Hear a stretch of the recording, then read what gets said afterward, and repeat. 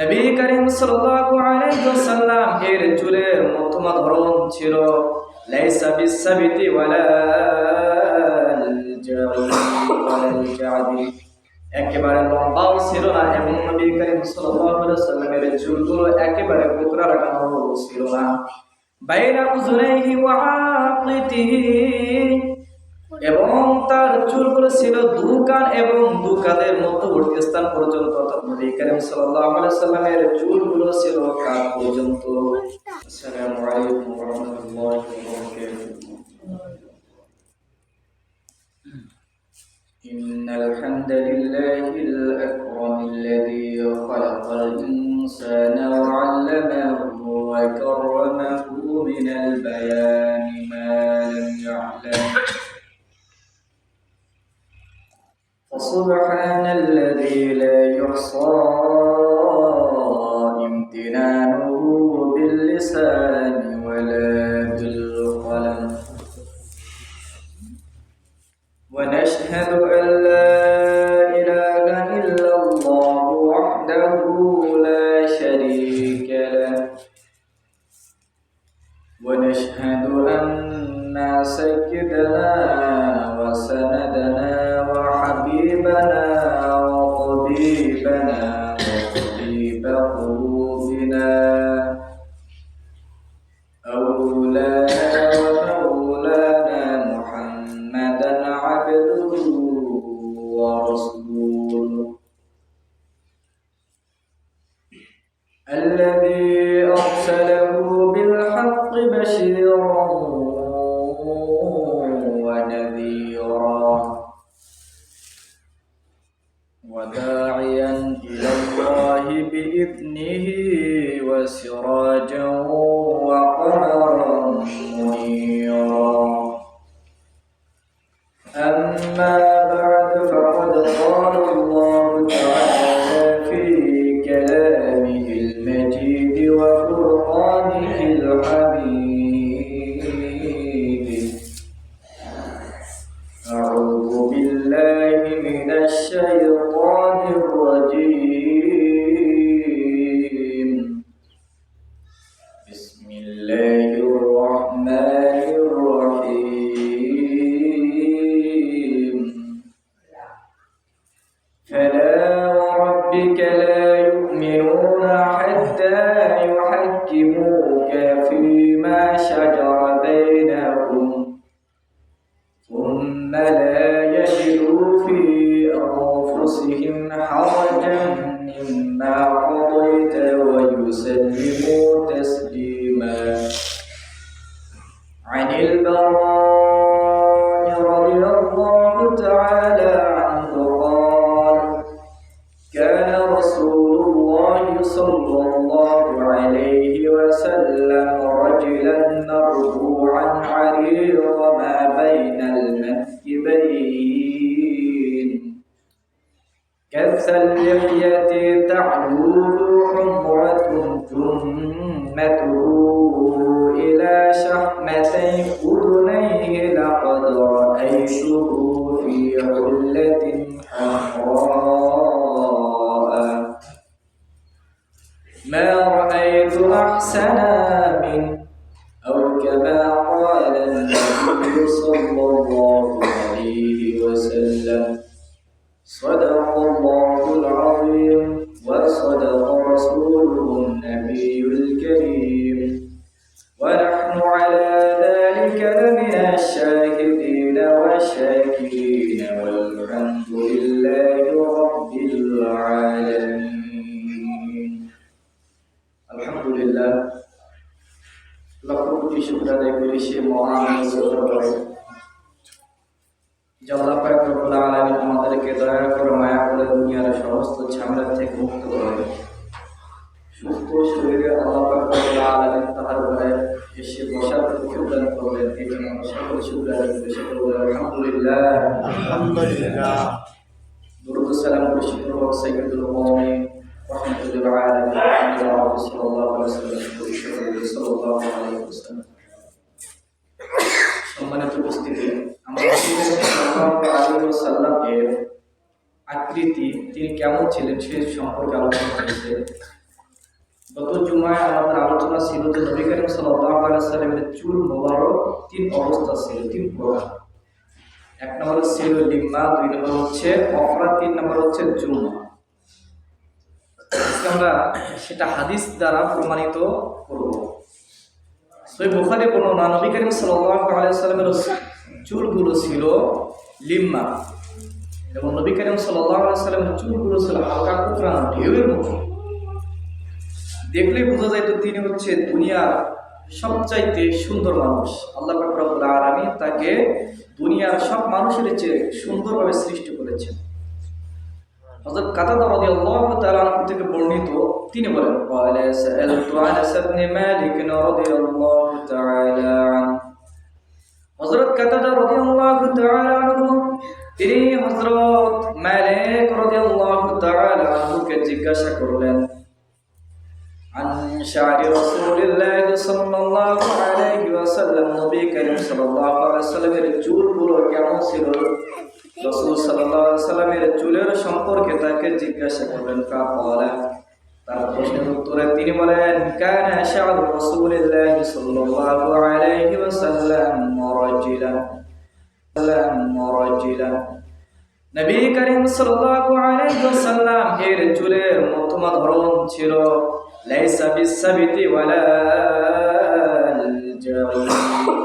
জাদি, একেবারে লম্বাও ছিল না এবং নবী করিম সাল্লাল্লাহু আলাইহি ওয়াসাল্লামের চুলগুলো একেবারে কোকড়া লাগানো ছিল না।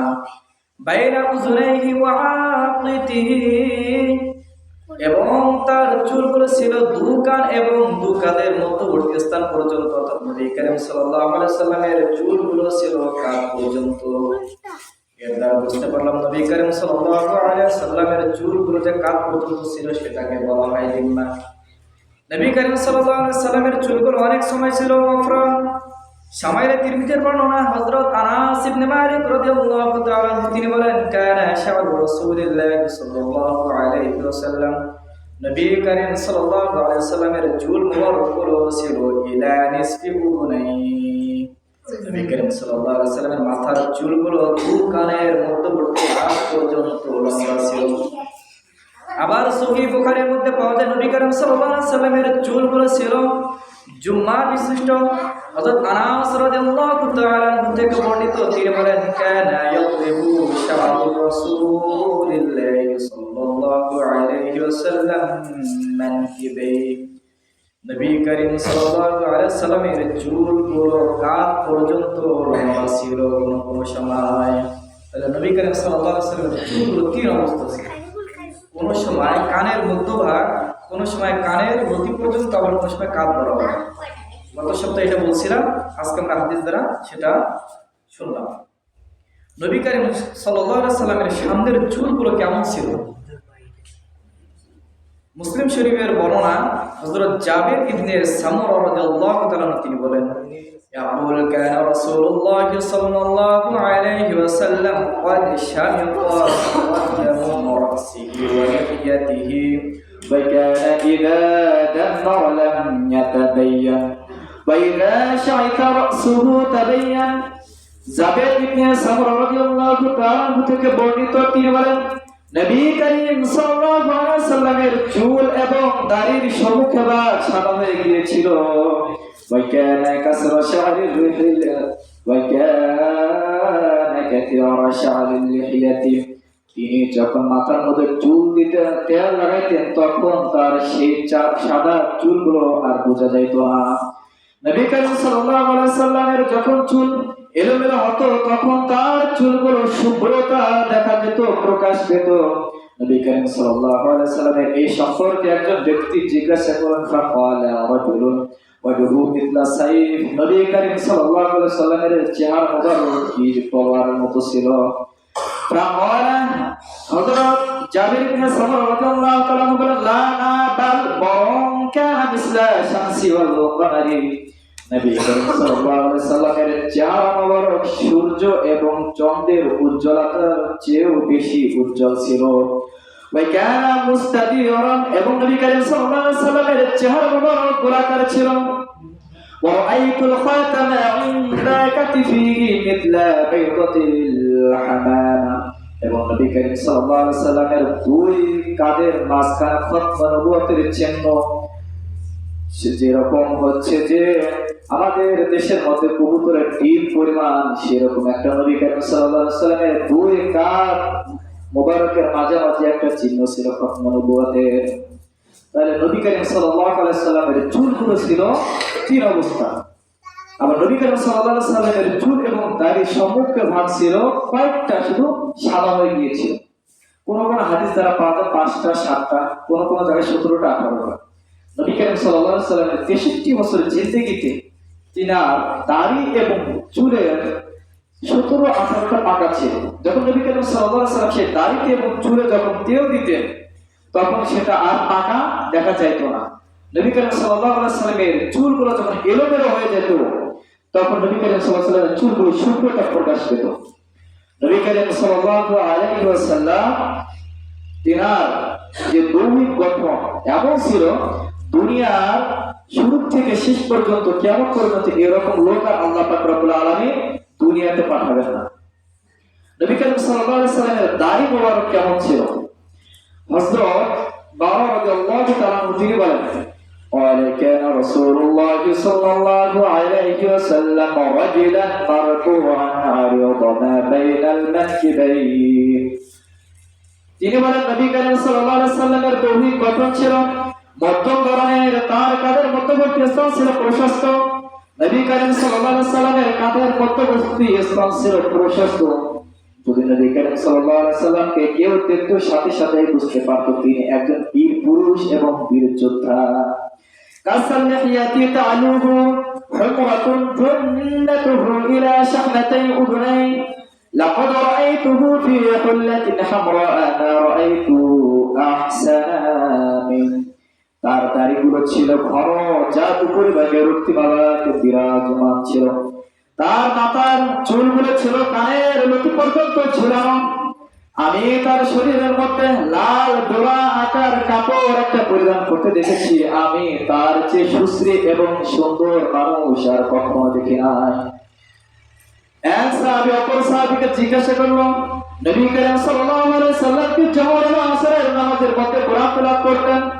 তখন সেই সাহাবী বললেন, নবী করিম সাল্লাল্লাহু আলাইহি সাল্লাম জোহর এবং আসরের নামাজের মধ্যে কোরআন তেলাওয়াত করতেন।